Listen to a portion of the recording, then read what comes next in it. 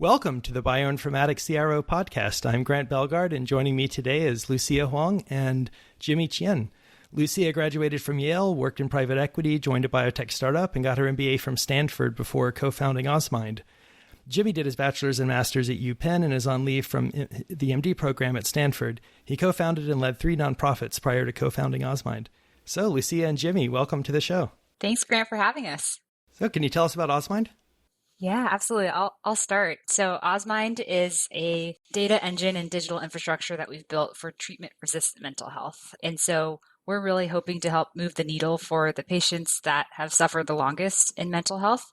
And how we do that is we have software that serves practices all around the country. It's an electronic health record, and it helps clinicians that are using more intensive, innovative mental health modalities. And at the same time, aggregates information that we can then use to help with things like drug development and better insurance coverage. So Ozmind is a public benefit corporation. Can you tell us about that? Yeah. Jimmy, you should actually take this one, given you just published a blog in Health Affairs about why all healthcare companies should be PBCs. Yeah, so our article mostly focused on hospitals and healthcare delivery companies, but Osmind is a PBC, a public benefit corporation, and that is a for-profit entity that has specific legal frameworks around holding us accountable to following some sort of community benefit, which is pre-specified in our charter. So we decided to become a PBC because we think in healthcare and life sciences, just companies in general should do this because we all care about patients, and that's what really matters. And I think a lot of companies just in the healthcare space sometimes don't do a really good job of really maximizing patient outcomes and focusing on that. So we decided to put that into our actual company charter so that it's as important legally as everything else is, such as maximizing stakeholder value, which is what every for-profit company has to do. How do you anticipate being a PBC will impact your decision-making as you grow? Yeah, I mean, I think a lot of it comes down to our decisions around business model, for example. So alluded to earlier that one of our core goals is to never charge patients ever for our products or services, even though they're actively getting to use the software, and we plan on bringing a lot of other benefits to them. And that's part of the reason why we can do that is because we're a PBC, because our stated benefit is to maximize patient access to innovative mental health treatment. So I think from a business model perspective, that's just allowed us to think a little bit deeper about who we want to be, sort of subsidizing the use for other stakeholders. And then on top of that, I think it's also really helped us align with the types of people we want to build our team and to work with long term. So every single team member is really passionate about the cause as well and has consciously chosen to work for a public benefit corporation. So there's a lot of sort of social impact orientation and mission in mind, and then investors as well. I think it hasn't been an issue in any way in terms of attracting funding, and it actually allows us to select for investors that are mission aligned with us as well. So you mentioned not charging patients for anything. How does that square with insurance copay requirements? We don't collect insurance from patients directly. We don't provide the modality. We just provide the software that providers use with their patients. So we're not actually collecting payments from patients. But for example, because they're getting used to the app, we actually do help them submit insurance claims to insurance companies, and we don't charge for that. That's something that actually companies will charge a 10% fee for, and we don't charge for it at all. So who are your customers? Yeah, we have a sort of a trifecta of customers. Providers, so the doctors who are using the software, electronic health record. That type of software has been around for about a decade, but the sole source of documentation for clinicians to track patients and how they're doing, to write notes on them, to do things like prescribe and order labs and all of that. So the central hub for everything that they do. And then there are pharma companies. With pharma companies, there are a lot of different projects that we can work on, which is really exciting based on the infrastructure that we've built. Everything from drug development, so helping with designing the clinical trials and running them. For example, we still don't know how depression works, right? Like we've got one general classification that classifies everyone with major depressive disorder, but there are many different subtypes that we just don't have a good way of defining right now. So with the data that we're gathering, we're able to better understand and segment patient populations and therefore guide pharmaceutical drug development to better optimize their clinical trials and targets and stratify specific patient populations for precision medicine. So that's just one example of the many ways that we're working with pharma. But another is recruiting patients too, because we're getting to work with so many on our platform. We've got a better line of sight into which patients might actually qualify for these trials and reach out to them and give them that opportunity for help. The last customer that we haven't touched on is insurance companies too. So I think insurance companies are also getting really excited about risk stratification, especially around treatment-resistant populations. The average treatment-resistant mental health patient costs twice as much as a quote-unquote conventional mental health patient. So this is a huge cost for insurance companies to contain, and they need a better way of identifying these patients earlier on in their care journey. They need a better way of intervening using data, and so that's data and services that we're able to provide to them as well. How would the insurance company intervene in the patient's care? So insurance companies are really incentivized to decrease the cost of care for these patients, which involves both the actual direct cost of mental health and behavioral health, but also all the comorbidities, because unfortunately, a lot of these individuals often have other healthcare issues that are highly comorbid with their underlying mental health conditions. So insurance companies have various different ways of dealing with this issue. Some of it is at the population care management level, where they try to optimize how to send people to the right types of care at the right times.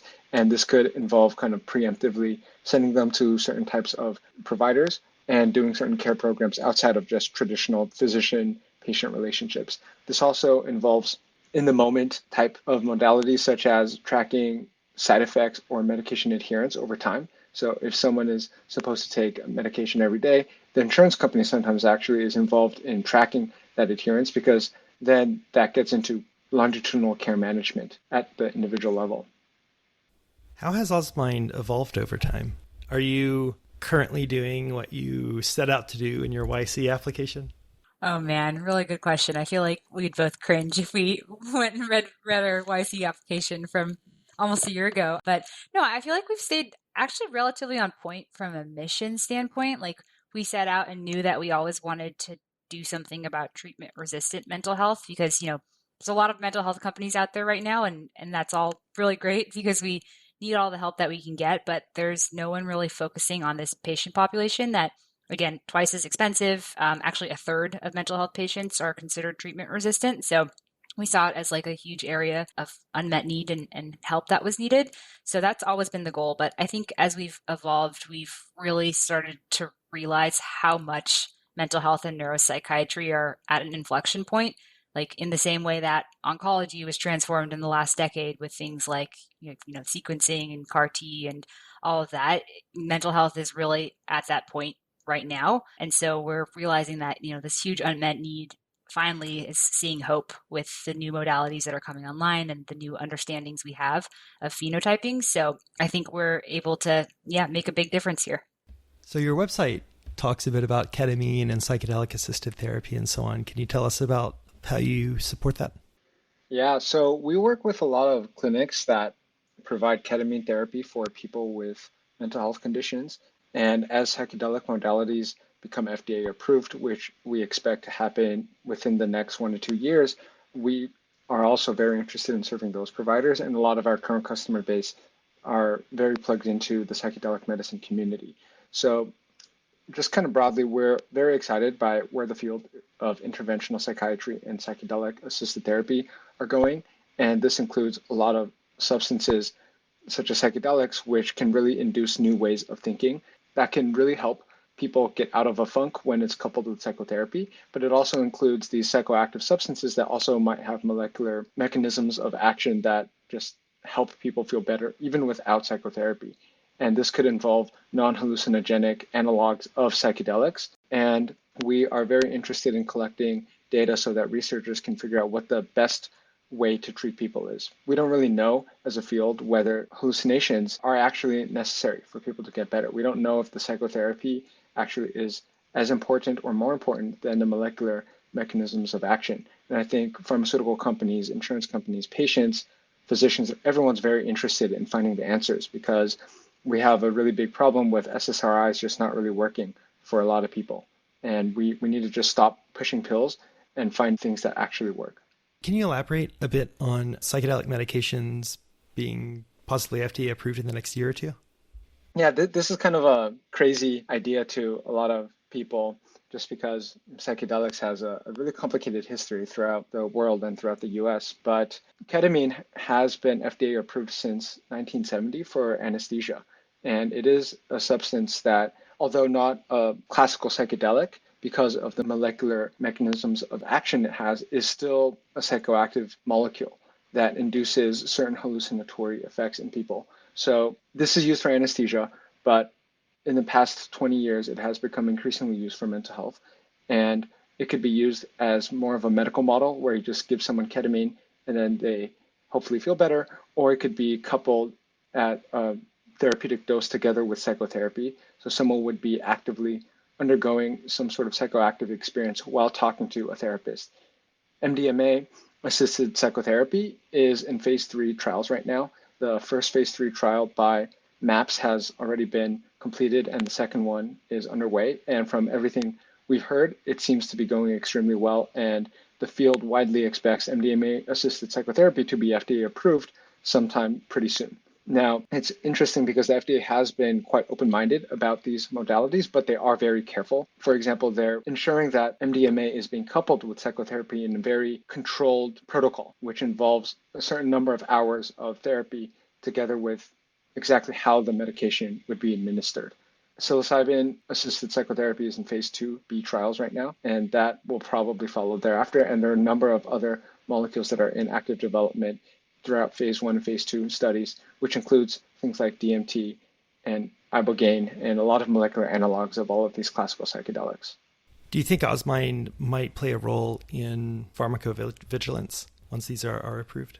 Yeah, I mean, I think that's going to be a big part of it is because we've got like real-time monitoring built into the system. Patients are already reporting side effects, for example, of some of the treatments they're receiving. So there's going to be a big need for collecting that sort of data and for the real-time nature of it. So that's built into the clinical workflow of the clinician, right? They want to be knowing too if patients aren't feeling well or feeling, side effects based on these therapies. So it's going to be a big part of it.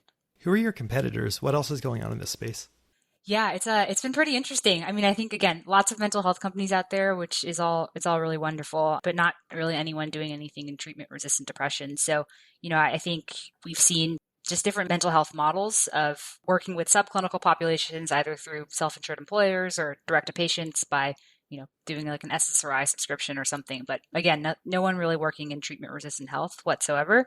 I think there are folks that are doing similar things that are more therapeutic area agnostic. So, the Flatirons and Diepses and Tempuses of the world, but nobody that's then doing it for mental health. So we're hoping to sit at that intersection and provide something of value for both researchers and providers and patients. What do you expect will be your biggest challenges? Oh man. Well, building a company is always tough, but I think overall, like the whole field of mental health, while it's got a lot of momentum behind it and moving in the direction that oncology was, like there's still the basic limitation of science, right? Like we still don't know what actually causes mental health conditions, whether it's genetic or environmental or other factors. So there is the sort of unknown risk, scientific risk that we have to deal with. But I think we're seeing a lot of promise and potential, especially with new modalities like psychedelic medicine and neuromodulation and whatnot, that we are getting to a better understanding. So what is the most valuable thing that Osmind does for patients? We work with clinics and can really improve the patient journey. So this involves coordinating care with how they see their different providers. Especially in this space, they often see multiple types of providers at the same time. So we try to coordinate that as much as possible, helping lower barriers to treatment, which includes helping with insurance, as Lucia had mentioned earlier, helping the providers automate a lot of tracking of outcomes, which then helps provide better care back to the patient, but also empowering the patients and their family members and friends to also track progress along the way. So they can also take more ownership in navigating their own journeys. And I think that's kind of the immediate impact. Longer term, definitely trying to just move the needle tangibly in terms of research. How do you support researchers? For researchers, we help collect a lot of data that could be really useful to developing a better understanding of mental health conditions at a biological level. And this could include information that's clinical, that's patient reported, that's digital, and obviously biological as well. So that's kind of the data engine that is useful for researchers. There's also a number of tech-enabled services that would be really useful, such as enabling clinical trials to go much faster than they would otherwise, being able to have precision recruitment for clinical trials and then site selection and managing the whole process so that we can actually get the right people into these studies. And I think one problem in mental health that has really been a big pain point is recruiting the right types of people into studies. My personal belief is a lot of assets have failed in phase 3 trials, not because they don't work, but because they just failed to reach statistical significance because of the people that were put into the studies. That's a kind of phenotyping and diagnosis problem that just the whole field has suffered from. So if we can now collect multimodal data where we can really take an objective approach to enroll the right types of people that we already know are going to benefit the most, that could really, even without any underlying scientific innovation, that in itself could hopefully really move the needle in getting more medications approved for people. Where did the idea for Osmind come from? Yeah, I mean, Jimmy and I met in a class at Stanford, I guess a couple of years ago now. It was one of the rare classes that were cross-listed between the business school and the med school, and we just became really good friends. And after started just talking about all the ways that healthcare and the healthcare system are messed up, and really thought a lot about mental health, just given our own personal backgrounds. Both grew up in households where it's extremely stigmatized, and grew up in the Bay Area where it's very prevalent amongst adolescents especially, and then kind of also just realized that there's still a whole population out there that hasn't been able to get the help that they need. That coupled with the excitement about where the whole field is going, and had been following psychedelic medicine as well, made us realize that wow, now's really the time to do something, and this is the opportunity to help treatment resistant patients with everything new that's going on. So by the time you graduated, did you already basically have the basic business plan formulated? Yeah, the timing was that we started working on it in my final year. And then by the time I graduated, we had started Y Combinator. I think we started it right before my graduation date. And then Jimmy decided then to take his leave of absence from med school. Very cool. And where did the name come from? Ah, yes. The name. It's kind of one of those cool combination names. For one, the researcher that coined the term psychedelics is named Humphrey Osmind. So we really wanted to pay homage to him. And then also just because we're really hoping to build the underlying infrastructure for mental health, the operating system, sort of OS, and then mind, given the mind is also sort of operating system of the body. What have been your biggest surprises over the last year? Yeah, I think a really big surprise for me personally, I won't speak for Lucia, is just the interest in the field that has popped up.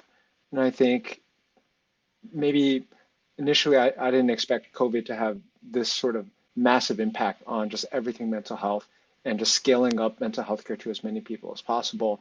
And public officials finally realizing how big of an issue this is. So that's been a very pleasant surprise.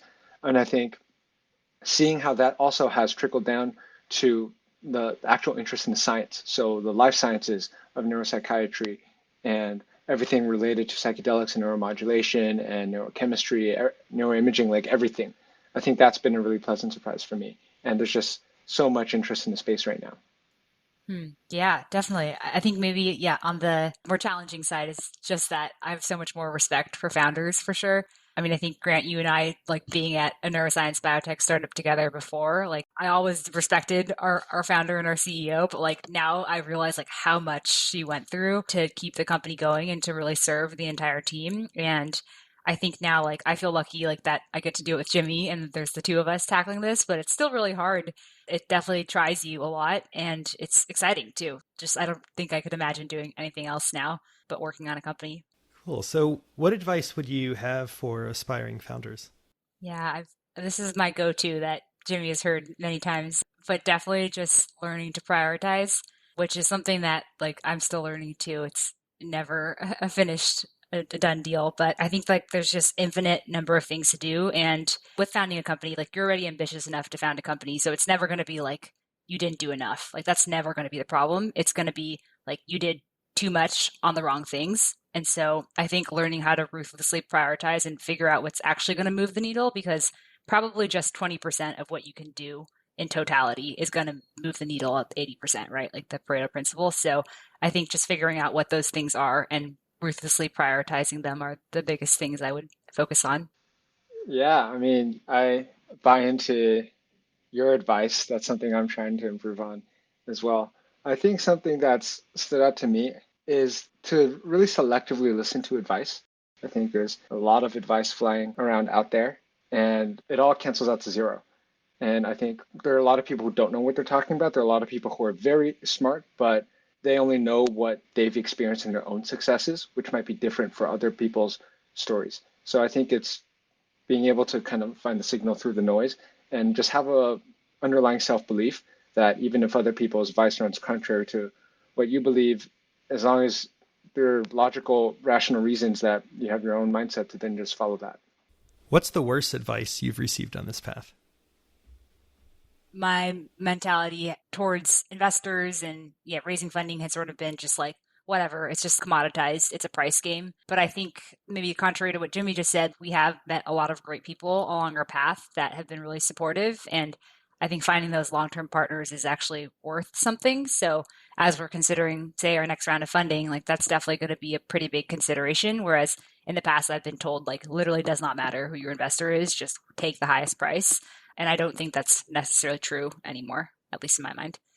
Some advice that stuck out to me as being pretty bad was for us to just try to raise a lot of money during YC, just so that we could say we had money and just so we could say we knew investors, even though we didn't need the money and that it would be extremely distracting to building our company. And so at Ozmind, you have so many different types of people working for you. I don't think either of you had ever managed software engineers before. Please correct me if I'm mistaken. No, you're right. How have you gone about that? Basically hiring people into roles that you may have never managed before and possibly never worked closely with in the past. Yeah, I think you've touched on like a really interesting challenge of being founders is we're not great at much. Like I think Jimmy and I each have our like couple functional areas of strength, Jimmy more than me, but we got to be kind of like dangerous enough in so many different categories and it's all about breadth. And that's probably one of the most challenging things I find about being a founder is like exactly like I've never been a software engineer. Like my dad's a software engineer. That's probably the closest that I get to it. Well, that's much closer than most. Yeah, that's true. There's so many areas where that applies. So it's about like educating yourself and knowing enough so that you can at least be conversant in those topics and then finding people that you really trust to do the vetting for you because I think you're right, never going to know enough to be like a hiring master in each of these areas, but knowing how to set your criteria in an objective way and knowing how to find people who can help you with that assessment are really, really important. And then once you do make those decisions, like completely trusting in the people that you brought on because they are the domain experts and knowing like what you don't know with that. What have you learned about each other? Oh man, so much. I'll start just because it's something I actually think about quite often, which is Lucia is just a machine in terms of getting things done and executing. And it's something that I really try to learn from as much as I can. When something needs to get done, she'll figure out a way to just do it, even though, as we just alluded to, it might not be something she had previous experience in. And she'll just still figure out the right way to do it. And it'll be great. Something I'm trying to learn more about. I feel like what's been really great is that we challenge each other a lot and like disagree with each other a lot. And there's no pride in authorship and there's no like hurt egos or anything when we challenge each other. So that's really great. But I feel like Jimmy's really good at just like throwing out crazy ideas, kind of seeing what sticks. And then we always like walk back from it. But it's really great because he just thinks really big. And I think that's really important because we are working in a field where thinking big is so critical and will like get us to that next level. So I like how he really pushes me and challenges me in that way. I think it's super important. I think as co-founders, you learn everything about each other, what your sleeping schedules are, when we can expect a message back at, 3 a.m., things like that. What are the major forces that shaped you to become who you are today? So going back to, things from childhood, things from your education, key things you learned from previous jobs. Yeah, I mean, I think some of the industriousness that Jimmy alluded to is definitely from like my earlier jobs in finance, because those are just like real battlegrounds and training for the real world. Junior analysts are expected to work around the clock and to really be receptive and responsive to client requests. And things like that I think at the time were annoying and hard to deal with, but like really kind of just shape you and give you a backbone. So I think just that was really useful. But more than that, like learning how to interact with different types of people, like working with you and the other folks, computational biologists on the team. Like I had never met people so smart as you all. I was the only person, I guess technically our CO2 had half a PhD, but I had zero PhD. So had to figure out how to like hold my own and build credibility in my own way. So I think the combination of like learning what you don't know again and like the humility that comes with that, but also being able to have confidence in what you do know and that it brings value to the table. For me, part of the reason I really like thinking big is because I never really used to do that. I used to just kind of walk the road I was supposed to walk. So starting in high school, I was getting into good college, and then when I was pre-med in college, I knew exactly what I was supposed to do to get into medical school. And then there's the whole you do XYZ to do residency, and you become a professor. And I think it's similar to a lot of people who go to grad school, which is it's a very well laid out path. You publish or perish. And at some point, a lot of people just start asking, well, what's the actual point of walking down this road? What do they actually want from it? And so I think I've become much more open-minded about asking what do I actually want to do with the time that I have and what kind of questions I want to answer the most, what kind of issues I want to solve the most. And I realized that I want to work on something in mental health, partially also because in my high school and in my college, they were both very bad in terms of mental health. Saw lots of just really sad situations and became something that was really important to me. What do you think is the biggest mistake that smart, ambitious young people make? Oh man, I've got a really jaded answer. Devoting themselves to causes that don't move the needle. Kind of asking yourself the thought question of like, if I were not here today, would the world be any different? Or like, would what I'm working on actually make a difference is like kind of a good way to keep yourself honest. But I am like pretty skeptical about a lot of the careers that people in our situations take. I think I'm right on the same page. I would like to see a lot of people take action to work on the biggest problems in society because there's so many: social justice, climate change, all aspects of healthcare, life sciences, poverty. There's so many things. What's the biggest issue on which you disagree with most of your peers? I think it's similar to what we were just talking about. I'm like not at all a fan of social media, and I think that overall it has really decreased the quality of living. I mean, I think there's some baseline aspects of like communication and connection that it fulfills, but beyond that, I think it's been largely detrimental to society. So, I did my first Clubhouse event over the weekend and it was like, oh my gosh, I cannot believe someone convinced me to get on this. Like, this is not my jam at all. And again, yeah, I'm sure people are finding a lot of benefit for the connection, especially during COVID. But I think if all those resources and brain power were put into problems that Jimmy mentioned, our society would be much, much, much better off. So there's been a lot on social media, speaking of social media, lately about problems people are having in the Bay Area, this bit of a move to Miami. We actually had Delian on the podcast a while back, and we spoke about this. And at the time, thought he would never move to Miami. And I said, actually, it's a pretty nice place. Never say never, never say never. And sure enough, now he's bought a house there. So what are your thoughts on this? Both the greater ability to work remotely that tech has brought, as well as some of the unique challenges people are having in the Bay Area now. I mean, I know, Lucia, you're from there, right? So yeah, I'd love to get your perspective on that. Yeah, speaking, Grant, of getting to know each other as founders, I feel like me and Jimmy are exactly on the same page here. So I'll let Jimmy give it a go, and I'll probably disagree with what he says. Well, I think as a company, Osmind, we are going to be an in-person company. I'll let Lucia talk about that more, but personally, I do believe in the power of the Bay Area. I think people have long predicted the decentralization of the Silicon Valley, that it's more than an idea than a particular location. And it's definitely an idea and a mindset for sure, but that's not mutually exclusive with still having a lot of things in the Bay. I think in general, we're just going to see a lot of places throughout the world, not just Miami or Austin or Denver, like everywhere. Just as more people get interested in building cool solutions to big problems, we're just going to get hubs all over the world of innovation. And I still just think the Bay Area will always be at the forefront of that, but it's not mutually exclusive with other places being successful. Yeah, I totally agree. I thought you were going to be more rah-rah about the Bay, Jimmy, but I know that's what you mean, and I am too.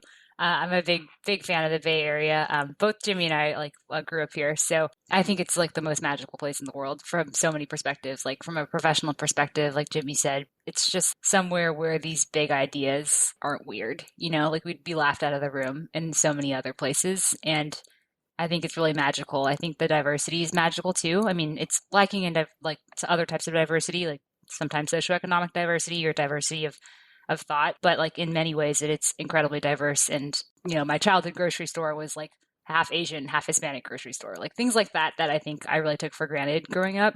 Yeah, I just think it's a really wonderful place, and part of the reason why we're going to be an in-person company after COVID, but we're trying to be more flexible too. I think before COVID, I would have like scoffed at the idea of even working from home a day a week. But now we're thinking, 1 or 2 days a week, folks can work from home and that'll help them manage the commute throughout the Bay Area. So it's definitely opened my mind a little bit. And I know, Grant, you've always been a big proponent of remote work. So I definitely believe that there is a way to do it effectively. We'll just have to balance that with the in-person benefits too. And what do you think would be the most effective things that local politicians in the Bay Area could do to make more people feel the way you do? I think my quick thing, and this is not meant to be another plug for Osmind, but I do think mental health services are a really big issue in San Francisco, especially. Like, I think a lot of the homelessness can be attributed to the lack of resources for that population, especially when it comes to substance use disorders. A lot of people who are living on the streets experience some sort of like psychosis in some way that prevents them from being able to hold down a job or a place.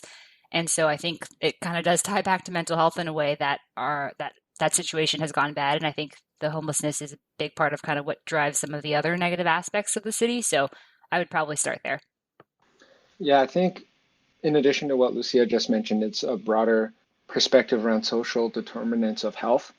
And I mean, this is a really complicated question because I think there are just so many different perspectives and different groups of people that are all unhappy for different reasons. And sometimes, as Grant, you've alluded to, it seems like no one's happy in the Bay Area, even though there's so many awesome things about it because there's some core issue that people can't get around. And I think partially it's having better dialogue around all of these different dynamics that are going on. Very crudely, like let's say there's one group of people who are in tech who are unhappy for XYZ reasons, and there's a group of people who are very unhappy at tech people for XYZ reasons, right? And I think sometimes there's just no way to even get around that disagreement and figure out what the solutions are. And I think that is at least a starting point. Changing topic a bit, how do you think COVID might play out this year, and how do you think that could affect Ozmind and even your own plans, right? Are you planning to get vaccinated and go wild, start, licking light posts and so on? Or? Never stopped that. Oh man, I think it's like really fascinating. I don't know if you saw the piece from Sequoia, the VC, about like when COVID first hit, they had this like black swan piece that was like very foreboding, like the world's gonna end, like all these startups are screwed. And then a few weeks ago, they had one that was like the complete opposite. That's like grab the bull by the horns, like this is gonna be amazing. Like it just the tune completely changed, and I think the markets are pretty divorced from some of the realities that we faced economically, but it does feel like we're really on the upswing, and I think it's kind of going to be like the Roaring 20s. After World War One, had the opportunity to spend a lot of money and be happy with society, and I feel like it's going to be the same after this past year, that people are just so itching to get out of their shell and to start reviving the economy that it is going to be a bit of a boom. So that's a really interesting analogy to the Roaring 20s. Yeah, well, hopefully it's not followed by the Great Depression, but we'll see. With the way the markets are going. Yeah. Any thoughts on when that might start? I feel like it's starting. It's happening. Starting now, yeah. Yeah. The markets are crazy. Great. Do you have any words of wisdom for our listeners? You've covered a lot of ground. I think I'm just really appreciative for the opportunity. And Grant, I feel like we serendipitously worked together at a previous company, but that was kind of where I started to realize that being an operator and devoting ourselves to something that's so important as neuroscience and now neuropsych have just been total game changers. So definitely feel like along some of the lines of the questions you brought up, that focusing our energy and attention on the big problems are what we would definitely recommend. Yeah, I don't know if this is very applicable to the audience of this podcast, but I think it's just life sciences. I think this is the age of a life sciences revolution. And I firmly believe that this is what's going to solve a lot of the big issues that we have for the next decades and so on.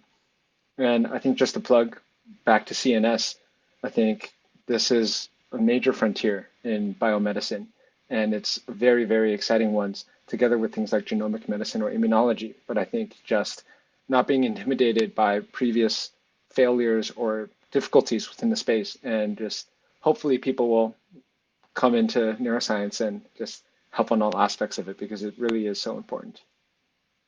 It's definitely the century of biology. Well, great. Lucia, Jimmy, thank you so much for joining us. Thanks a lot. Thanks, Grant.